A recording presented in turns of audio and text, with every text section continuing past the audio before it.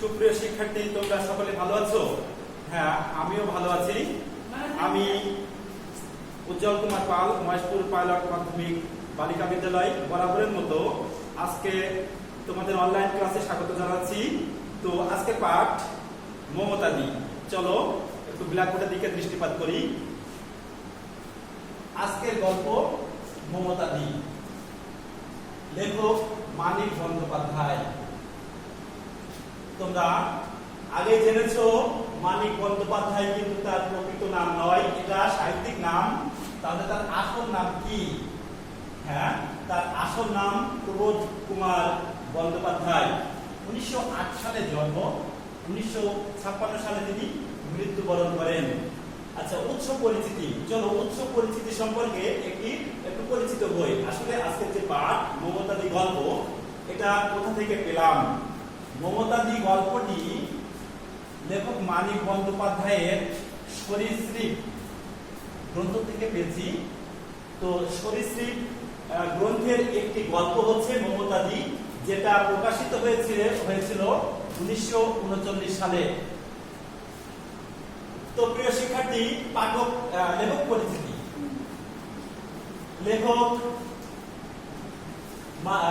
মানিক বন্দ্যোপাধ্যায়ের পিতা হরিহর বন্দ্যোপাধ্যায়, তার পিতা হরিহর বন্দ্যোপাধ্যায়, মাতা নীরদা সুন্দরী দেবী। আমাদের লেখক মানিক বন্দ্যোপাধ্যায়ের পিতা হরিহর বন্দ্যোপাধ্যায়, মাতা নীরদা সুন্দরী দেবী। আর এই লেখক 1908 সালে বিহারের সাঁওতাল পরগনার দুমকা শহরে জন্মগ্রহণ করেন। প্রিয় শিক্ষার্থী, তাহলে 1908 সালে সাঁওতাল পরগনার দুমকা শহরে জন্মগ্রহণ করে আমাদের প্রিয় লেখক মানিক বন্দ্যোপাধ্যায়। তার পৈতৃক নিবাস ছিল বিক্রমপুরে। তোমরা কি জানো বিক্রমপুরটা আসলে কোথায়? এই বিক্রমপুরের মালদিয়া, এটা বাংলাদেশে। ঠিক আছে, তাহলে পূর্বপুরুষের পৈতৃক নিবাসটা ছিল বিক্রমপুরের মালদিয়া। 1926 সালে মেদিনীপুর জেলা স্কুল থেকে ম্যাট্রিক পাস করে। ম্যাট্রিক অর্থাৎ এসএসসি, বর্তমানে যেটা এসএসসি বলে আমরা সবাই পরিচিত, এসএসসি। 1928 সালে আইএসসি পাস করে। যে কলেজ থেকে পাস করে সেটা ছিল বাঁকুড়াতে। আচ্ছা, এবং কলকাতা প্রেসিডেন্সি কলেজ থেকে বিএসসি গণিতের উপরে, অর্থাৎ অনার্স করে বিএসসি গণিতের উপর ভর্তি হন। কিন্তু দুর্ভাগ্যের বিষয় যে এটা আর কমপ্লিট করা বা এখান থেকে এই যে গণিতের উপরে তার পাস করাটা আর সম্ভব হয়নি। সাহিত্যকর্ম, উল্লেখযোগ্য সাহিত্যকর্মের ভিতরে উপন্যাস আছে। কি কি উপন্যাস আছে আমরা একটু পরিচিত হই। আছে জননী, আছে দিবারাত্রের কাব্য, পুতুল নাচের ইতিকথা আছে, পদ্মা নদীর মাঝি প্রভৃতি। তার অন্যান্য গল্প গ্রন্থের ভিতরে কি আছে আমরা একটু দেখি। অতসী মামি ও অন্যান্য গল্প আছে, প্রাগৈতিহাসিক আছে, সরীসৃপ ইত্যাদি। তাহলে প্রিয় শিক্ষার্থী, তোমাদের আবার স্মরণ করিয়ে দিই, এই যে সরীসৃপ, এই গল্প গ্রন্থেরই একটি গল্প আমাদের মমতাদি। ঠিক আছে। আচ্ছা, তার কর্মজীবন। সম্পাদক ছিল বঙ্গশ্রী পত্রিকায়, আর যুগ্ম সম্পাদক ছিল প্রগতি লেখক সংঘে। চরিত্র, আমরা এই যে পাঠটি পড়বো, এখানে আমরা চরিত্র পাবো তিনটি। প্রধান এবং কেন্দ্রীয় চরিত্র হচ্ছে মমতাদি। প্রধান এবং কেন্দ্রীয় চরিত্র হচ্ছে মমতাদি। এই কেন্দ্রীয় চরিত্রের নাম অনুসারে লেখক মমতাদি গল্পটির নামকরণ করেছে। স্কুল পড়ুয়া ছাত্র, আর পাবো সেই ছাত্রের মা। মূলত এই তিনটি চরিত্র পাবো, আর অপ্রধান চরিত্র দু একটি পাবো। তো যাই হোক, এই স্কুল পড়ুয়া ছাত্রটি হচ্ছে লেখক নিজেই। আচ্ছা, তো প্রিয় শিক্ষার্থী, এবার আজকের পাঠ নিয়ে একটু আলোচনা করা যাক।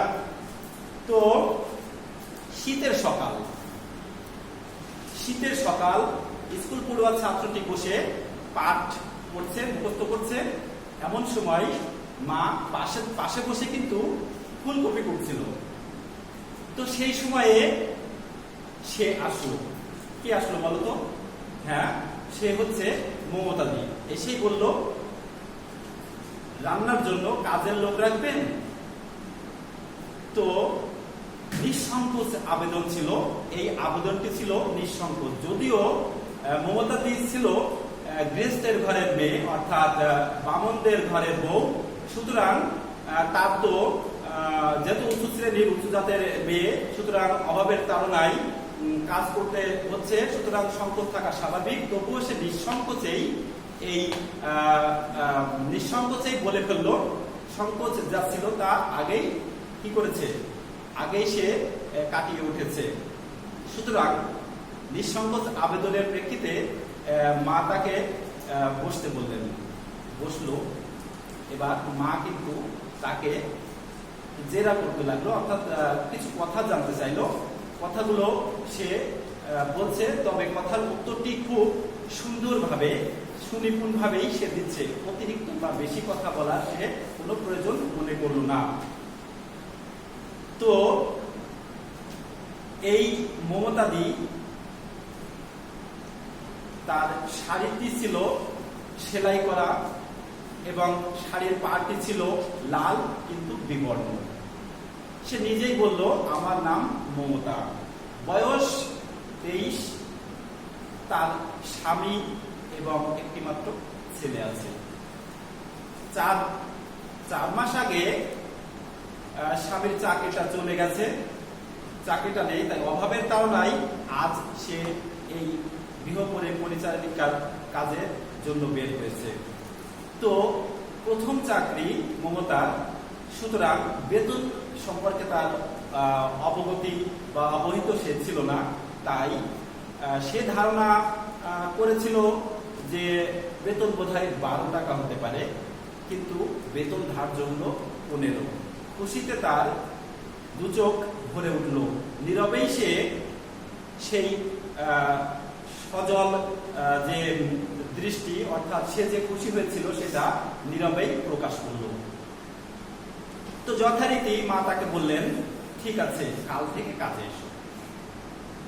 আমি চলে যাওয়ার জন্য যেই ব্যস্ত হয়েছি, সেই গেটের কাছে আগে থেকে গিয়ে আমাকে পাকড়াও করলো সেই ছেলেটি আমার খাতির করার জন্য চেষ্টা করলো। যাই হোক, মমতাদি তাকে তুচ্ছ জ্ঞান করেই চলে গেল, খেয়াল ভ্রুক্ষেপ পর্যন্ত করলো না। পরের দিন আসলো, কাজে এত ব্যস্ত হয়ে গেল যে লোকজনের দিকে খেয়াল করার সময় পর্যন্ত তার নেই। কাজগুলোকে সে যেন আপন করে নিল, মানুষগুলোর দিকে দৃষ্টিও দিল না, তাকালো না। মা এর আগেই বলেছিল যে উনি স্নেহশীল হবেন, কারণ তোমার দিকে যেভাবে তাকাচ্ছিল তাতে বোঝা যাচ্ছিল যে সে অবশ্যই তোমাকে ভালোবাসবে। কিন্তু মা যে কথাটা বলেছিল, মা যে বাণীটি দিয়েছিল, ভবিষ্যৎবাণীটি করেছিল, আসলে তার কোনো বাস্তব রূপ দেখতে না পেয়ে ছেলেটি মনে মনে ক্ষুণ্ণ হল। তারপর কি হলো? ছেলেটি একদিন রাগ করে চলে গেল, স্কুলে গেল। সে মনে মনে চেয়েছিল এই দিদিটি যদি তাকে ভালোবাসতো, তার সাথে কথা বলতো। মনে মনে কিন্তু এটাই চেয়েছিল। সে চেয়েছিল যে তার সাথে তার গভীর একটা সখ্যতা গড়ে উঠবে, কিন্তু সেটা সম্ভব হলো 7 দিন পর। বাড়িতে আত্মীয় স্বজন আসলো সন্দেশ, রসগোল্লা। আমি নিজের ভাগেরটা খেয়ে গোপনে, প্রকাশের ভাগটা যেই খেয়েছি, খেয়ে গোপনে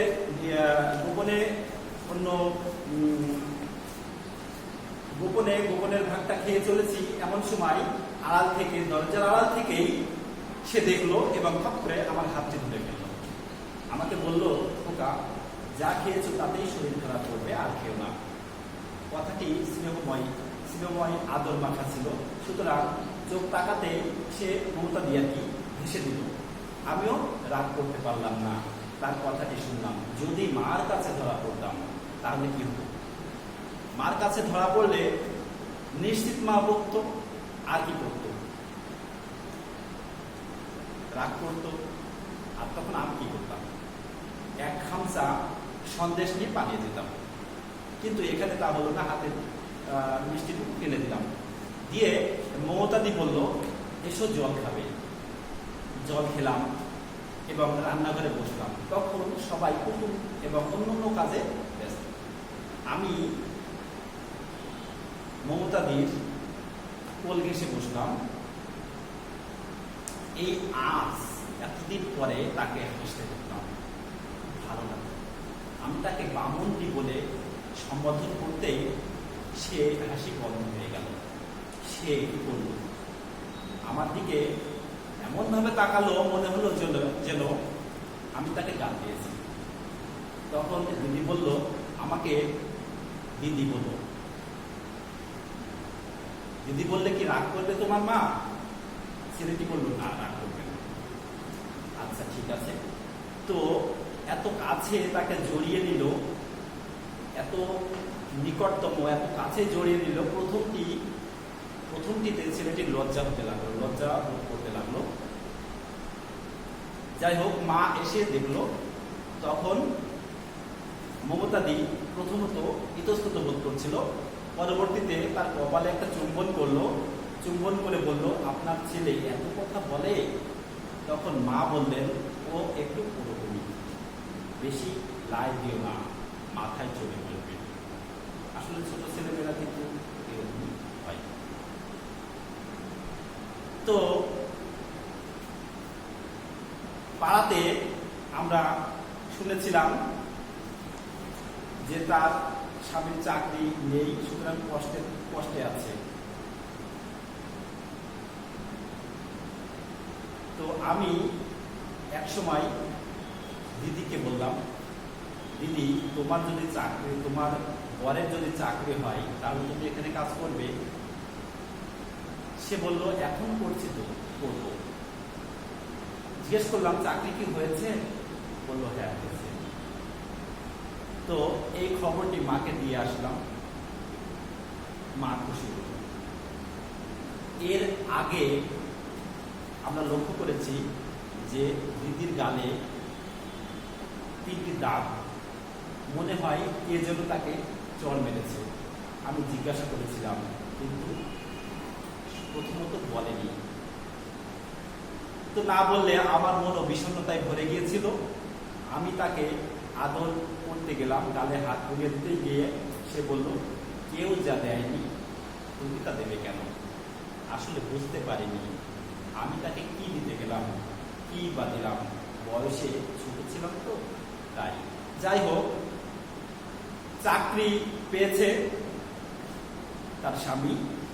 তখন মা মমতাদিকে বলল, তাহলে তুমি কাজের লোক দেখে দিতে পারছো না বলে কি কাজ ছেড়ে দিতে ইতস্তত বোধ করছো? তুমি যদি মনে করো এবেলাই ছেড়ে দিতে পারো। তখন মমতাদি চোখে জল লক্ষ্য করলাম। সে বলল, স্বামীর সামান্য চাকরি, ওতে কুলোবে না। আসলে প্রিয় শিক্ষার্থী, এখানে একটা কথা কিন্তু মমতাদি লুকিয়ে বলেছিল, সেটা হচ্ছে সামান্য চাকরি। এটা কিন্তু একটু মিথ্যা বলেছিল। তো যাই হোক, তখন যেই বলল, আমার কাজ কি ভালো হচ্ছে না, তখন মা কিন্তু একটা কথা বলেছিল। কি কথা বলেছিল? অমন শত্রুও তোমার এ কথা বলতে পারবে না মা। কোন কথা? যে তার কাজ আসলে ভালো হচ্ছে না। কথাটা ঠিক নয়। কথাটা হচ্ছে এই যে এমন গোছালো পরিপাটি কাজ গৃহকর্ম নিপুণা লোক আসলে পাওয়া খুবই কষ্টকর ব্যাপার। এমন সুন্দর ছিল তার গোছালো কাজের ধরন। মমতাদি আসলেই খুব নিপুণ হস্তে কাজগুলো করতেন। তো এই কথা বলেই মমতাদি কি করলো? মমতাদি রান্নাঘরে চলে গেল। কিছু কিছু আমি এলাম। আমি কে? আমি দেখবো। সেই ছোট ছেলেটি কিছু কিছু আসলে এসে দেখলো কাঁদছে। তখন সে যে মিথ্যা বলেছে তাই বলল, মিথ্যা বললে পাপ হয় বুঝি? মিথ্যা বললে কি পাপ হয়? ছেলেটি বলল হ্যাঁ মিথ্যা বলা পাপ। তাহলে তখন আবার বলল গুরু নিন্দা বাঁচাতে মিথ্যা বললে কি পাপ হয়? এই কথাটির অর্থ লেখকের কাছে ছিল না। আসলে সে জানতো মিথ্যা বলা পাপ, আবার গুরু নিন্দাও পাপ। আসলে কোনটি যে বেশি পাপ সেটা তার জানা ছিল না। ফলে কি হলো, সে যেহেতু বয়সে ছোট বোঝে না, তাই একটা সান্ত্বনা দেওয়ার চেষ্টা বললো না ওতে পাপ হবে না। আমরা দেখি কি এরপর একদিন স্কুল থেকে ফিরছে ছেলেটি যখন স্কুল থেকে ফিরছে, ওই যে জীবনময়ের গলি ওখানে দুটি কমলা কিনছে মমতাদি। কমলা যেই কেনা দেখলো তখন কিন্তু ওখানে ছেলেটি আসলো। যদিও প্রথমে সংকোচ বোধ করেছিল তাদের বাড়িতে নিয়ে যেতে, কারণ তারা ছিল অভাবী। তো আর যে পরিবেশে তারা বাস করতো, অর্থাৎ মমতাদিরা যেখানে বাস করতো, পরিবেশটাও ছিল অতটা সুন্দর নয়। কে যেন এই যে গলিটার নাম দিয়েছিল জীবনময়ের গলি। আসলে জীবনময় নয়, এই গলিটা যেন জমালয়। এখানে এই গলিটা ছিল এতই চিকন এবং দুর্গন্ধময়, তার উপর ছিল দুপাশের বাড়ির ভিড়, যেন ভাবসা গন্ধ। ফলে এখানকার পরিবেশ ততটা স্বাস্থ্যকর ছিল না। বাড়িতে যে দেখে যে সদর দরজা খুলেই দেখে একটুখানি উঠান আর কাঠের প্রাচীর দিয়ে ঘেরা, সেখানে 4টি ঘর হবে। মমতাদি তাকে যে অংশে নিয়ে গেল সেখানে 2টি ঘর ছিল, ছোট ছোট ঘর ছিল 2টি। ছিল একটুখানি বারান্দা আর ছিল পাশে অস্থায়ী রান্নাঘর। যে ঘরে 2টি জানালা ছিল সেই ঘরটি শোয়ার ঘরের স্থান দেওয়া হয়েছে ওই 2টি জানালার কারণে। যদিও আলো অল্প অল্প আসে, বাতাস আসার কোনো মতেই সুযোগ ছিল না। টুলের উপর বসে ঘরে যে দৃশ্যগুলো দেখলো একটি বড় চৌকি আছে। চৌকির নিচেই বেতের বাক্স আছে। এক কোণে 2টি ভাঙা ট্রাঙ্ক আছে, একটিতে তালা ভাঙা, তবে 2টির রং ছোটা। অন্য কোণে রয়েছে বাসন, তার উপরে কোনাকুনি টাঙানো দড়িতে কিছু কাপড়। আর এই 2 কোণের মাঝামাঝি স্থানে রয়েছে একটি টেবিল, ব্যান্ডেজ করা পায়া। এই দড়িতে ব্যান্ডেজ করার জোরেই টেবিলটি দাঁড়িয়ে আছে। টেবিলের উপর কিছু বইপত্র আছে, কিছু খবরের কাগজ আছে, আর দেয়ালের উপরে আছে গর্ত করা খাত, সেই খাতে কিছু বই আছে। মমতাদি আমাকে লেবু খাওয়াতে দিলেন, আমি লেবু খেলাম। বাড়িতে তেমন কিছু ছিল না, কিছু মুড়ি ছিল আর কিছু ছিল না। তো দোকান থেকে এই দোকানের খাবারকে সে বিষ বলেছে। বিষ বলেছে তার কারণ দোকানের খাবার স্বাস্থ্যসম্মত নয়, সেজন্যই বোধহয় এই কথাটি বলেছিল। তো যাই হোক, আমাকে কমলা লেবু খেতে দেখলো এবং শেষে আমি বললাম দিদি আমি আরো একটি কমলা খাবো। সে কৃতার্থ হলো, খুশি হলো, বলল তোমার মতো যদি সবাই ভালোবাসতো।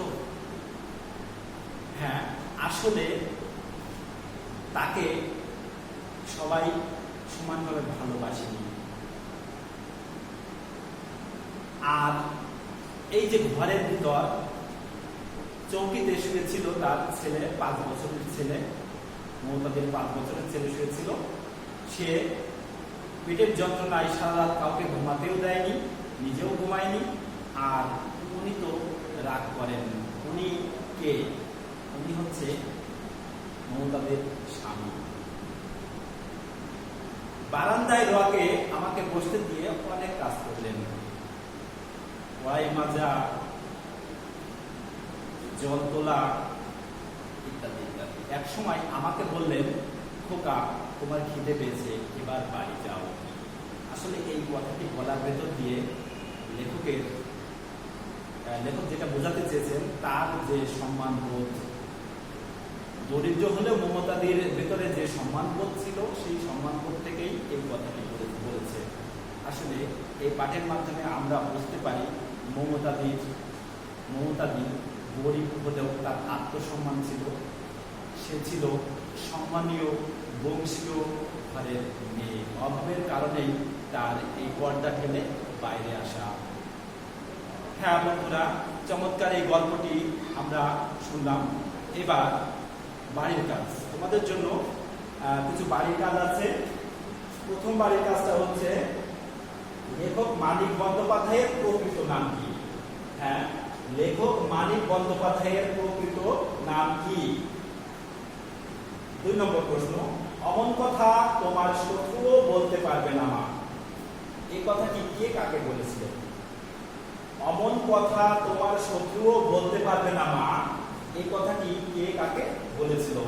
3 নম্বর প্রশ্ন, মমতাদির ছেলের বয়স কত? মমতাদির একটা ছেলে ছিল, তার বয়স কত? 4 নম্বর প্রশ্ন, মমতাদি কয়টা কমলা কিনেছিল? মমতাদি কয়টি কমলা কিনেছিল? 5 নম্বর প্রশ্ন, মমতাদির স্বামীর চাকরি নেই কত মাস? অর্থাৎ চাকরি ছিল না কত মাস? এই ছিল আজকের পাঠ।